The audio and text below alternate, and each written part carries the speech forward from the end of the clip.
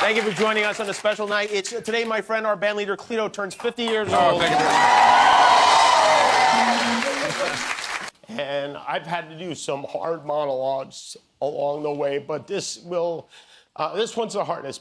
The lights dimmed on Jimmy Kimmel Live, but this time, the silence wasn't planned. What happened backstage moments before this broadcast would change everything the world thought they knew about late-night television's most beloved friendship. 59 years old. That's far too young to die from multiple organ failure. But when Tens obtained Cleto Escobedo's death certificate, the medical details painted a picture of a man whose body had been breaking down for far longer than anyone realized. Because late last night, early this morning, we lost someone very special who was much too young to go, and I'd like to tell you about him, if you don't mind. His heart went into cardiogenic shock. Essentially, it could no longer pump enough blood to keep him alive, but that was just the immediate cause.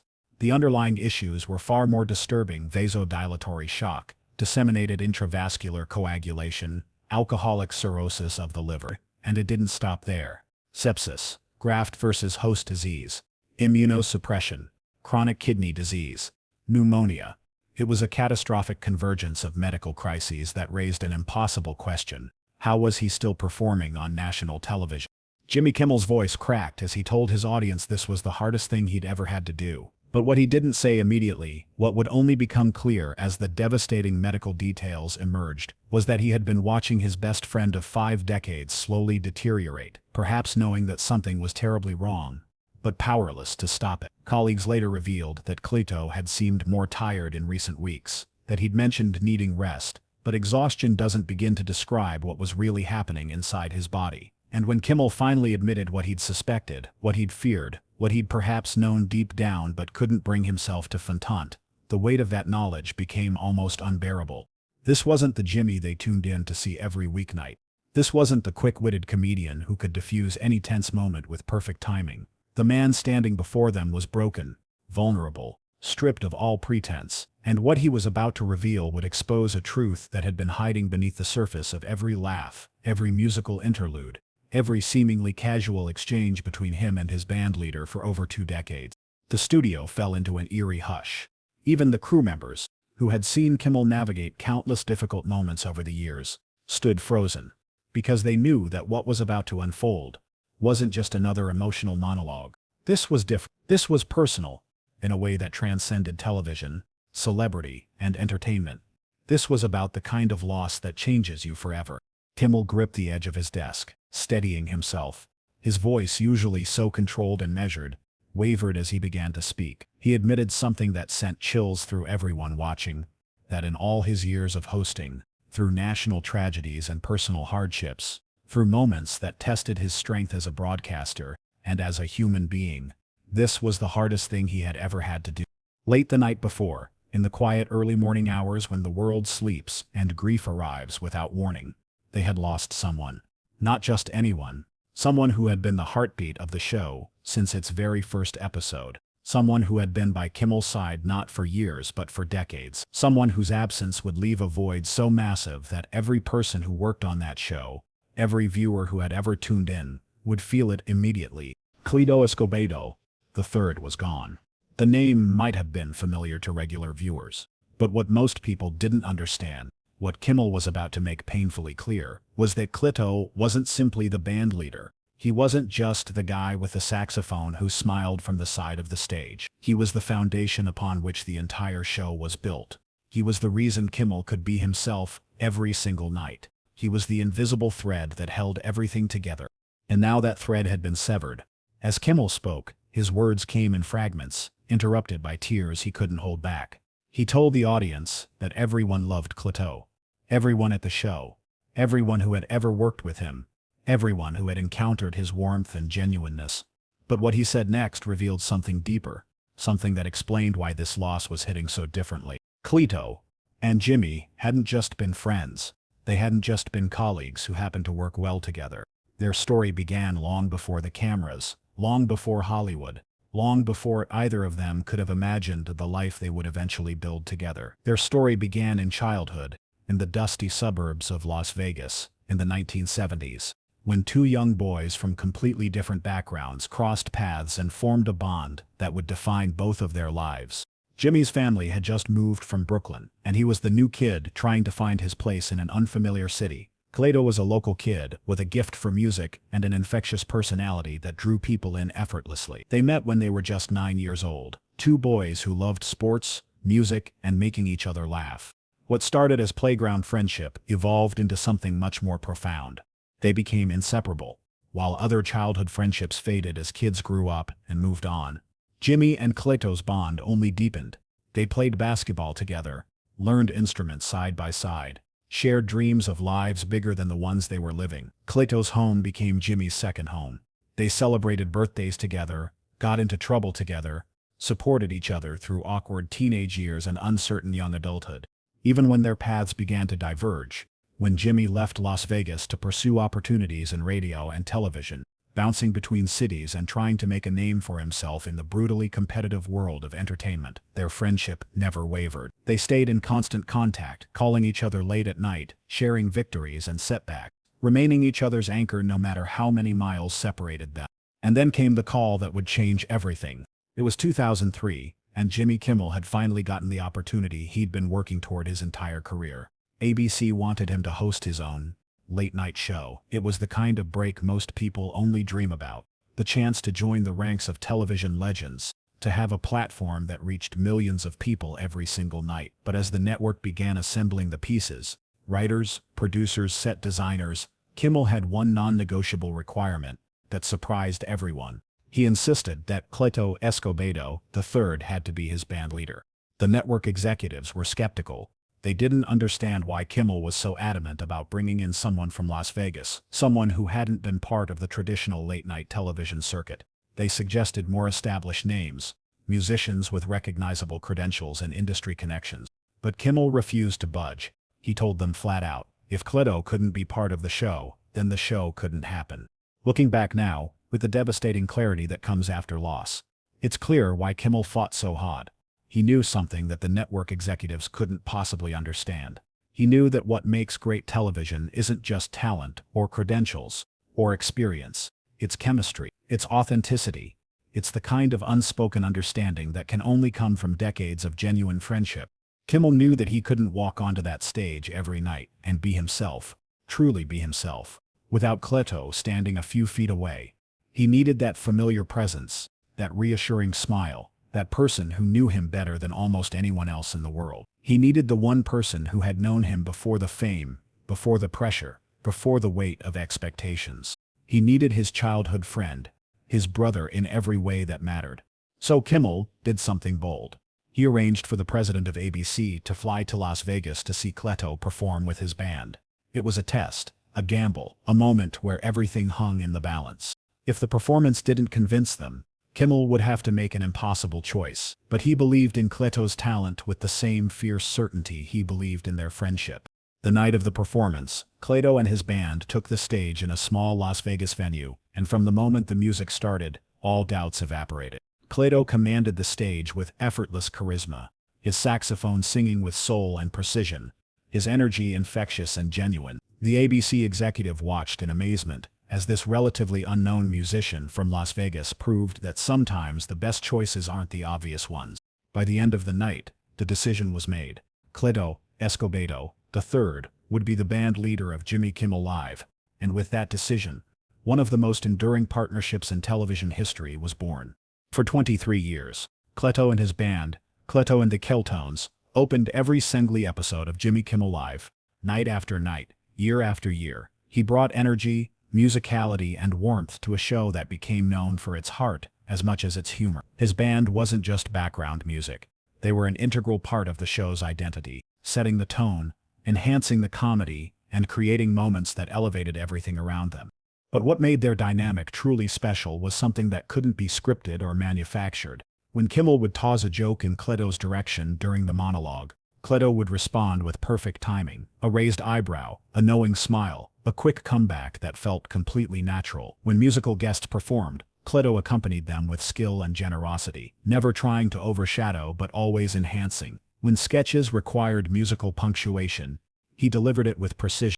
Viewers fell in love with their interactions. There was something authentic about the way they communicated, something that felt different from the typical host and band leader dynamic on other late-night shows. You could see it in the way Kimmel's entire demeanor would soften when he turned toward Cleto. You could hear it in the genuine laughter they shared. You could feel it in those brief moments of eye contact that spoke volumes, without a single word. What the audience was witnessing, though they might not have fully realized it, was a friendship so deep that it had become the emotional core of the entire show. Behind the scenes, that friendship was even more evident. Staff members would talk about how Cleto was the one person who could calm Kimmel down before a particularly stressful show, how he'd stay late after tapings, not because he had to, but because he genuinely enjoyed being there, how he treated everyone, from the biggest celebrity guest to the newest production assistant, with the same warmth and respect. Cleto's father, Cleto Escobedo Sr., also became part of the Jimmy Kimmel Live band, creating a family legacy that made the show feel even more like home. The sight of father and son playing together night after night was a quiet testament to the values that Cleto embodied: family, loyalty, and the pure joy of making music.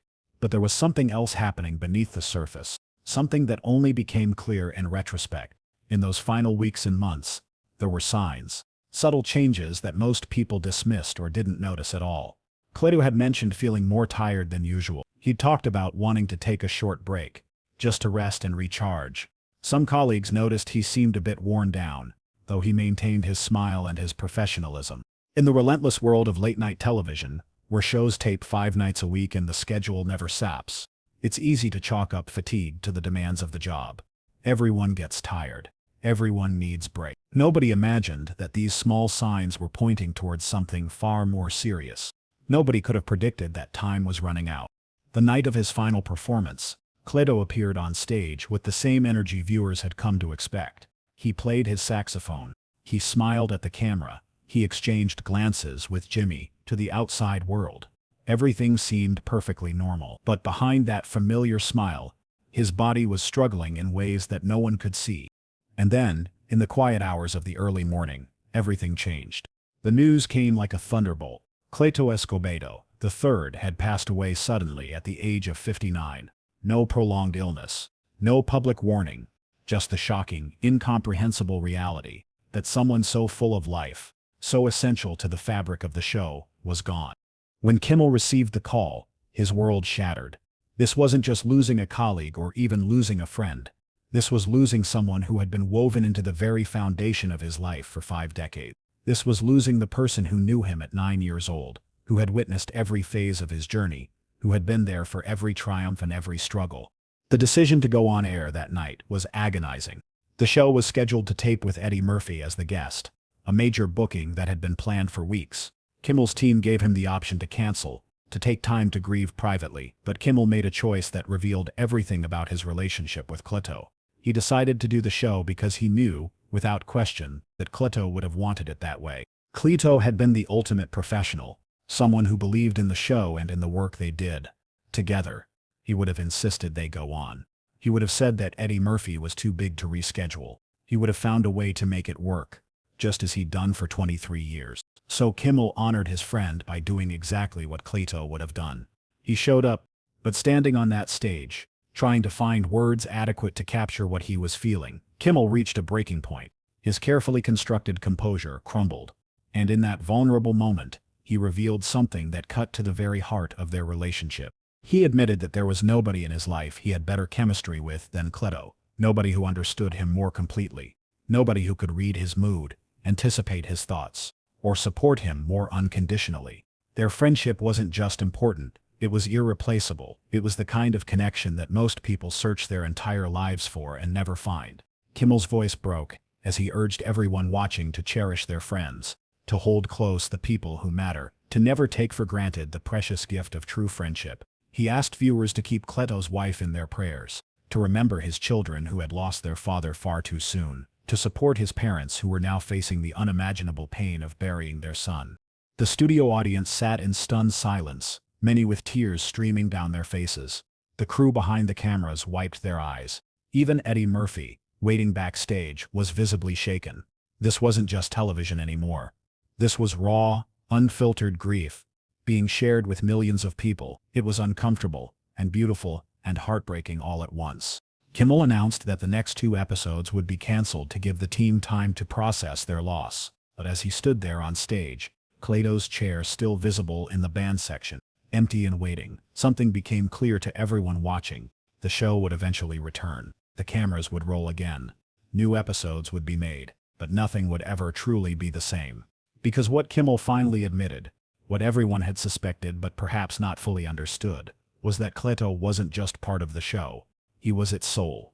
He was the reason the show felt different from every other late-night program. He was the warmth beneath the comedy, the authenticity behind the entertainment, the heart that made millions of viewers feel like they were part of something real. In the days that followed, tributes poured in from every corner of the entertainment industry. Musicians spoke of Cleto's incredible talent and generosity. Comedians shared stories of his kindness and humor. Actors recalled how welcoming he made them feel during their appearances. Crew members posted messages about his positive spirit and his ability to lift everyone's mood even during the most stressful shows. But perhaps the most powerful tributes came from regular viewers who had watched the show for years. They shared clips of their favorite Cleto moments, times when his musical timing perfectly punctuated a joke, instances when his smile lit up the screen, exchanges with Kimmel that captured the genuine affection between them. These fans understood that they had been witnessing something special all along, a friendship so authentic that it transcended the medium and touched their own lives. What made Cleto's presence so impactful was his complete lack of ego. Despite being on national television 5 nights a week for over 2 decades, despite working alongside some of the biggest names in entertainment, he never tried to steal the spotlight. He understood that great musicianship is about serving the moment, about elevating others, about creating space for magic to happen. His saxophone never overpowered. It enhanced, complemented, and enriched. Even as the show brought him fame and recognition, Cleto remained remarkably humble. He would often express amazement that he got to make music with his best friend and call it work. He treated his position not as an entitlement, but as a gift, something to be grateful for every single day. That humility, combined with his extraordinary talent, made him beloved not just by his colleagues, but by everyone who encountered him. Now without him, Jimmy Kimmel Live faces an impossible task, continuing without the person who had been there from the very beginning. Cleto's father, Cleto Sr., returned to the stage in honor of his son, a gesture that spoke to the strength and resilience of the Escobedo family. But every note played now carries a bittersweet quality. Every laugh feels slightly muted. Every moment is tinged with absence. Kimmel himself has spoken about the surreal experience of walking onto that stage without Cleto there. The silence where music used to be.